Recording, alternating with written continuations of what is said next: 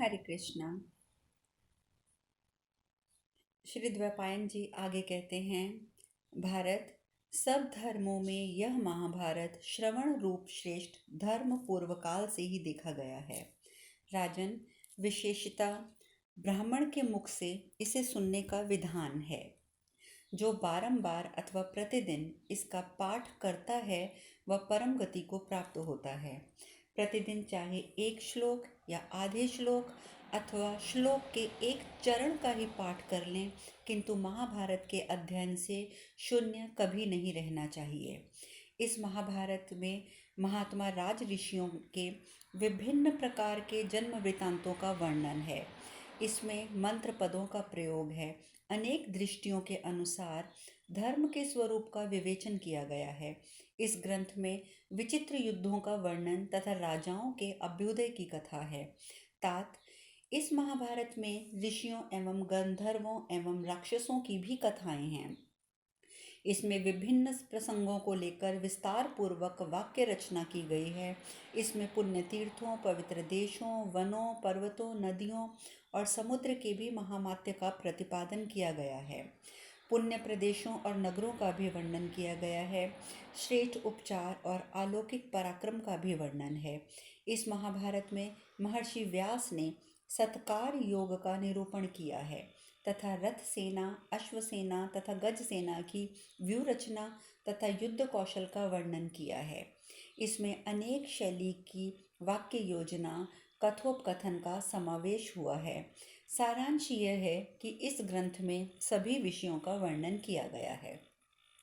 जो श्राद्ध करते समय अंत में ब्राह्मण को महाभारत के श्लोक का एक चतुरांश भी सुना देता है, उसका किया हुआ वह श्राद्ध अक्षय होकर पितरों को अवश्य प्राप्त हो जाता है।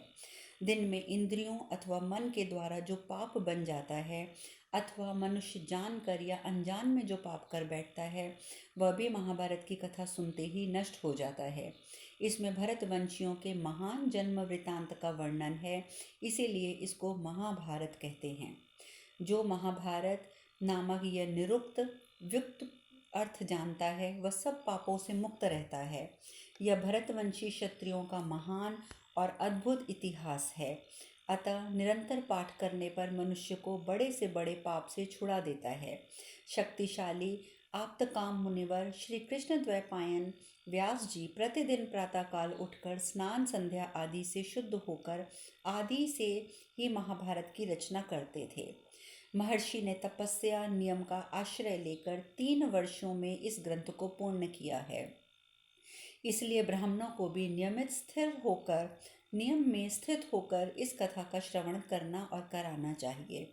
जो ब्राह्मण श्री व्यास जी की कही हुई इस पुण्यदायिनी उत्तम भारत की कथा का श्रवण कराएंगे और जो मनुष्य इसे सुनेंगे, वे सब प्रकार की चेष्टा करते हुए भी इस बात के लिए शोक करने के योग्य नहीं है कि उन्होंने अमुक कर्म क्यों नहीं किया, अमुक कर्म क्यों नहीं किया।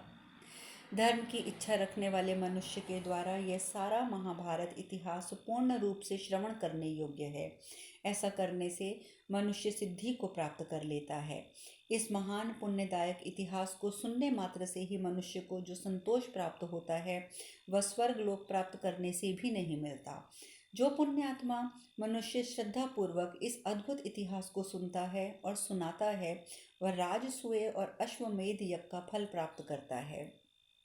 जैसे ऐश्वर्यपूर्ण समुद्र और महान पर्वत मेरु दोनों रत्नों की खान कहे गए हैं, वैसे ही महाभारत रत्न स्वरूप कथाओं और उपदेशों का भंडार कहा गया है।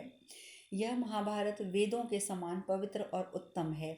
यह सुनने योग्य तो है ही, सुनते समय कानों को सुख देने वाला भी है।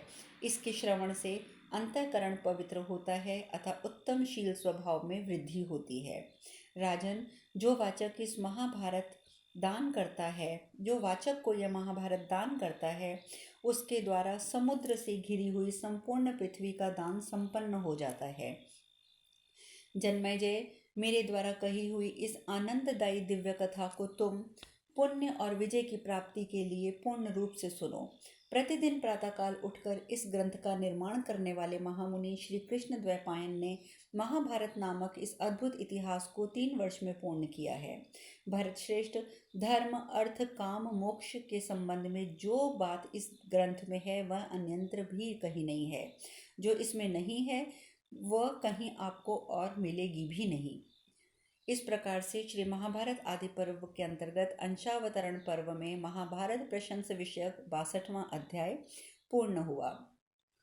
वैशंपायन जी आगे कहते हैं, जन्मेजय पहले उपचिर ऋचर नामक प्रसिद्ध एक राजा हो गए थे, जो नित्य निरंतर धर्म में लगे रहते थे। साथ ही साथ हिंसक पशुओं के शिकार के लिए वन में जाने का भी उनका नियम था। पौरव नंदन राजा उपरिचर वसु ने इंद्र के कहने पर अत्यंत रमणीय चेदी देश के राज्य का राज्य स्वीकार कर लिया। एक समय की बात है, राजा वसु अस्त्र शस्त्रों का त्याग करके आश्रम में निवास करने लगे। उन्होंने बड़ा भारी तप किया, जिससे वे तपोनिधि माने जाने लगे। उस समय इंद्र आदि देवता यह सोचकर कि राजा तपस्या के द्वारा इंद्रप्रस्थ प्राप्त करना चाहते हैं, उनके समीप गए। देवताओं के राजा को प्रत्यक्ष दर्शन प्राप्त करके उन्हें शांति पूर्वक समझाया और तपस्या से निवृत्त कर दिया। क्योंकि इंद्रदेव को अपने समक्ष देखकर राजा वसु अत्यंत प्रसन्न हो गए थे और इसी कारण देवताओं के दर्शन पाकर उन्होंने तपस्या को पूर्ण कर दिया। देवता बोले, पृथ्वीपते, तुम्हें ऐसी चेष्टा रखनी चाहिए जिससे इस भूमि पर वर्ण संकरता ना फैलने पावे। तुम्हारे ना रहने से ही अराजकता फैलने का भय है, जिससे प्रजा स्वधर्म में स्थित नहीं रह सकेगी। अतः तुम्हें तपस्या न करके इस वसुधा का संरक्षण करना चाहिए। राजन, तुम्हारे द्वारा सुरक्षित धर्म ही संपूर्ण जगत को धारण कर रहा है। इंद्र ने कहा, राजन, तुम इस लोक में सदा सावधान और प्रयत्नशील रहकर धर्म का पालन करो। धर्मयुक्त रहने पर तुम्हें सनातन पुण्यों को तुम प्राप्त कर सकोगे। यद्यपि मैं स्वर्ग में रहता हूँ और तुम भूमि पर, तथापि आज से तुम मेरे प्रिय सखा हो। नरेश्वर, इस पृथ्वी पर जो सबसे सुंदर एवं रमणीय देश हो, उसी में तुम निवास करो। इस प्रकार चेदी देश पशुओं के लिए हितकर, पुण्यजनक, प्रचुर धन धान्य से संपन्न, स्वर्ग के समान सुखद होने के कारण रक्षणीय, सौम्य तथा भोग्य पदार्थों और भूमि संबंधी उत्तम गुणों से युक्त है। यह देश अनेक पदार्थों से युक्त और धन रत्न आदि से संपन्न है। यहाँ की वसुधा वास्तव में वसु यानी कि धन संपत्ति से भरी हुई है। अतः तुम चेदी देश के पालक होकर उसी में निवास करो। यहाँ के जनपद धर्मशील, संतोषी और साधु हैं। यहाँ हास परिहास में भी कोई झूठ नहीं बोलता है, फिर अन्य अवसरों पर तो बोला ही कैसे जा सकता है। पुत्र सदा गुरुजनों के हित में लगे रहते हैं। पिता अपने जीते जी उनका बंटवारा नहीं करते। यहाँ के लोग बैलों को भार ढोने में नहीं लगाते और दीनों एवं अनाथों का पोषण करते हैं। मानद चेदी देश में सब वर्णों के लोग सदा अपने अपने धर्म में स्थित रहते हैं। तीनों लोकों में जो कोई घटना होगी वह सब यहाँ रहते हुए तुमसे छिपी ना रह सकेगी। तुम सर्वज्ञ बने रहोगे। जो देवताओं के उपभोग में आने के योग्य है, ऐसा स्फटिक मणि का बना हुआ एक दिव्य आकाशचारी एवं विशाल विमान मैं तुम्हें भेंट करता हूँ। यह आकाश में तुम्हारी सेवा के लिए सदा उपस्थित रहेगा। संपूर्ण मनुष्यों में एक तुम ही इस श्रेष्ठ विमान पर बैठकर मूर्तिमान देवता की भांति सबके ऊपर ऊपर विचरोगे। मैं तुम्हें यह वैजंती माला भी देता हूँ, जिसमें पिरोए हुए कमल कभी कुम्हलाते नहीं हैं। इसे धारण कर लेने पर यह माला संग्राम में तुम्हें अस्त्र शस्त्रों से आघाती होने से बचाएगी। नरेश्वर, ये माला ही इंद्रमाला के नाम से विख्यात होकर इस जगत में तुम्हारी पहचान कराने के लिए परम धन्य एवं अनुपम चिन्ह होगी। ऐसा कर वृतासुर का नाश करने वाले इंद्र ने राजा को प्रेम उपहार के स्वरूप में बांस की एक छड़ी दी, जो शिष्ट पुरुषों की रक्षा करने वाली थी।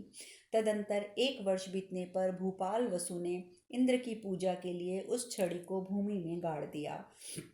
राजन, तब से लेकर आज तक श्रेष्ठ राजाओं द्वारा छड़ी धरती में गाड़ी जाती है। वसु ने जो प्रथा चला दी थी वह प्रथा अब तक चली आ रही है। दूसरे दिन अर्थात नवीन संवंतर के दिन प्रथम दिन प्रतिपाद को वह छड़ी वहां से निकालकर बहुत ऊंचे स्थान पर रखी जाती है। फिर कपड़े की पेटी, चंदन, माला और आभूषणों से उसको सजाया जाता है। उसमें विधि पूर्वक फूलों के हार, सूत लपेटे जाते हैं। तत्पश्चात उसी छड़ी को देवेश्वर भगवान इंद्र का हंस रूप से पूजन किया जाता है। इंद्र ने महात्मा वसु के प्रेम वश स्वयं हंस का रूप धारण करके वह पूजा ग्रहण की। नृपश्रेष्ठ वसु के द्वारा की हुई उस शुभ पूजा को देखकर प्रभावशाली भगवान महेंद्र प्रसन्न हो गए और वह इस प्रकार बोले, चेदी देश के अधिपति उपरिचर वसु, जिस प्रकार मेरी पूजा करते हैं उसी तरह जो मनुष्य और राजा मेरी पूजा करेंगे, मेरे इस उत्सव को रचाएंगे, उनको और उनके समूचे राष्ट्र को लक्ष्मी एवं विजय की प्राप्ति होगी। इतना ही नहीं, उन्होंने सारा जनपद ही उत्तरोत्तर उन्नतिशील और प्रसन्न होगा। राजन, इस प्रकार महात्मा महेंद्र ने, जिन्हें मध्वा भी कहा जाता है, प्रेम पूर्वक महाराज वसु को भली भांति सत्कार दिया। जो मनुष्य भूमि तथा रत्न आदि का दान करते हुए सदा देवराज इंद्र का उत्सव रचाएंगे, वे इंद्रोत्सव द्वारा इंद्र का वरदान पाकर उसी उत्तम गति को पा जाएंगे जिसे भूमि दान आदि के पुण्यों से युक्त मानव प्राप्त करता है। इंद्र के द्वारा उपयुक्त रूप से सम्मानित चेदी राज वसु ने चेदी देश में ही रहकर इस पृथ्वी का धर्म पूर्वक पालन किया। इंद्र की प्रसन्नता के लिए चेदी राज वसु प्रतिवर्ष इंद्रोत्सव मनाया करते थे। उनके अत्यंत बलशाली पराक्रमी 5 पुत्र थे। सम्राट वसु ने विभिन्न राज्यों पर अपने पुत्रों को अभिषिक्त कर दिया। उनमें महारथी बृहद्रथ मगध देश का राजा विख्यात हुआ। दूसरे पुत्र का नाम प्रत्यग्रह था, तीसरा कुशाम जिसे मणिवाहन भी कहते हैं, चौथा मावेल, पांचवा राजकुमार यदु था जो युद्ध में किसी से पराजित नहीं होता था। राजा जन्मेजय महाराज महातेजस्वी राज ऋषि वसु के इन पुत्रों ने अपने अपने नाम से देश और नगर बसाए। 5 पुत्र जो कि वसुपुत्र थे भिन्न भिन्न देशों के राजा थे तथा उन्होंने पृथक पृथक अपनी सनातन वंश परंपराएं चलाई। चेदीराज वसु इंद्र के दिए हुए स्फटिक मणिमय विमान में रहते हुए आकाश में ही निवास करते थे। उस समय उन महात्मा नरेश की सेवा में गंधर्व और अप्सराएं उपस्थित रहती थी। सदा ऊपर ही ऊपर चलने के कारण उनका नाम राजा उपरिचर के रूप में विख्यात हो गया। उनकी राजधानी के समीप शुक्तिमती नदी बहती थी। एक समय कोलाहल नामक सचेतन पर्वत ने कामवश उस दिव्य रूप धारणी नदी को रोक लिया। उनके रोकने से नदी की धारा रुक गई। ये देखकर उपरिचर वसु ने कोलाहल पर्वत पर अपने पैर से ही प्रहार कर दिया।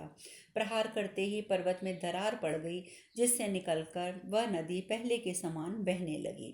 पर्वत में उस नदी के गर्भ से एक पुत्र और एक कन्या जुड़वी संतानें उत्पन्न हुई थी। उसके अवरोध से मुक्त होने के कारण प्रसन्न हुई नदी ने राजा उपरिचर को अपनी दोनों संतानें समर्पित कर दी। उनमें जो पुरुष था उसे शत्रुओं का दमन करने वाले धनदाता राज ऋषि प्रवर वसु ने अपना सेनापति बना लिया और जो कन्या थी उसे राजा ने अपनी पत्नी बना लिया। उसका नाम था गिरिका। बुद्धिमानों में श्रेष्ठ जन्मेजय एक दिन ऋतुकाल को प्राप्त हो स्नान के पश्चात शुद्ध हुई वसुपत्नी गिरिका को पुत्र उत्पन्न होने योग्य समय में राजा से समागम की इच्छा प्रकट की।